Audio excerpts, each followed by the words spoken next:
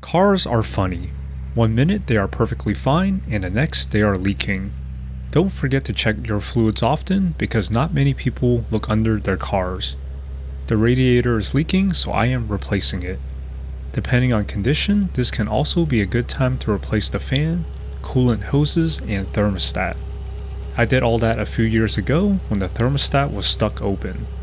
Common symptom is water temperature dropping after filling gas on a cold day. If it's stuck closed, the engine overheats. Unfortunately, I lost video footage of the radiator removal, but it is easy. I will backtrack the steps during reassembly, which is simply the reverse. Before continuing, we have to buy a new radiator.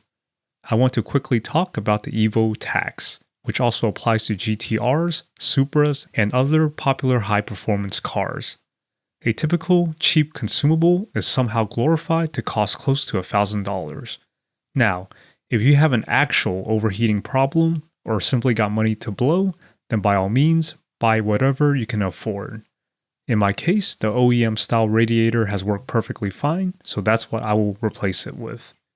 Now, be careful on the opposite end of the price spectrum. Number one criteria for me is fitment. It doesn't matter how cheap something is if it doesn't fit. I don't have specialty tools in my garage to fabricate around major fitment issues. I am going with the CSF, which appears to be an OEM looking radiator that also happens to be cheap, around $100 shipped. Here it is, and the unboxing happens right now. There are a few bent fins, but you get what you pay for. The box says the radiator is leak tested, so maybe that's why. Check to make sure all the bolt mounting holes are similar, especially for the fan. In my case, it won't sit flush on the bottom mount, so I had to use a step drill bit to enlarge the holes.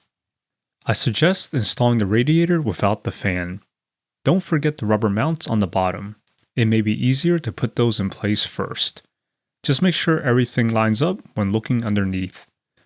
Now, sliding in the radiator fan can be tricky, especially if you have aftermarket intercooler piping.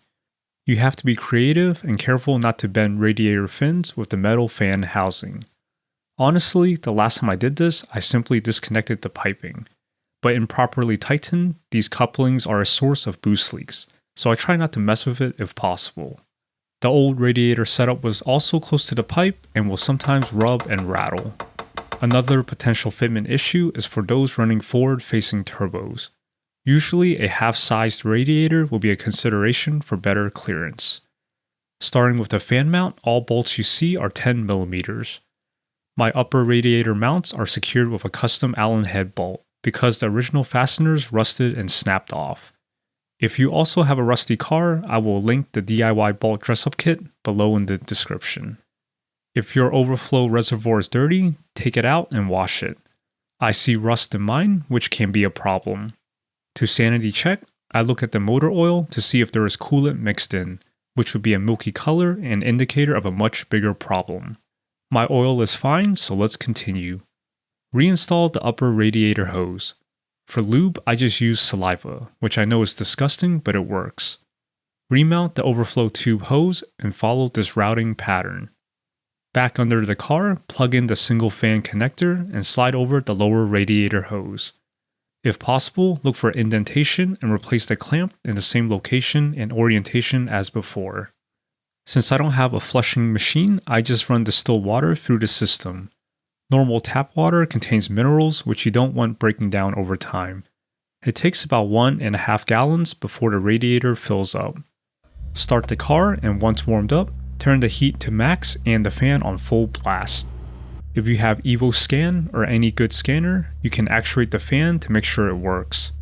You can also monitor the water temp and get a rough idea of when the thermostat will open and route water to the radiator.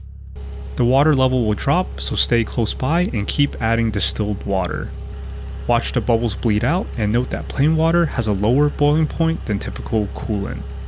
They have special funnels made for this procedure, but whatever, it's just water.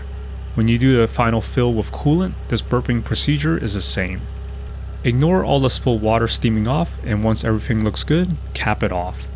I also replaced this since it's cheap. If your new radiator did not include one, make sure it is rated for 16 psi. I like to run the engine until the fan kicks on, which is a good 10 minutes or more on a cold day. After the car cools down, drain all the water. In my case, it is pretty clear of contaminants, so the rust we saw earlier was likely from the old radiator. If the water is dirty, you can repeat the flush procedure as needed. Even after draining, some coolant remains in the engine block, so you are essentially diluting old fluid before mixing in the new. The cost of premixed coolant is double the concentrate, so I mix my own using the 50-50 ratio. This car uses the green colored fluid, and this varies by manufacturer, so double check before buying. If you work slow, don't do this entire job during extremely cold weather, as pure water may freeze, expand, and damage the engine block. You can use a tester to determine if the ratio of antifreeze is sufficient for your coldest winter days. And that's it for today. Check the description below for removal steps. Today's repair was done on my Evo, but the same process applies to different cars out there. If this helped you today, please like and subscribe, and see you all next time.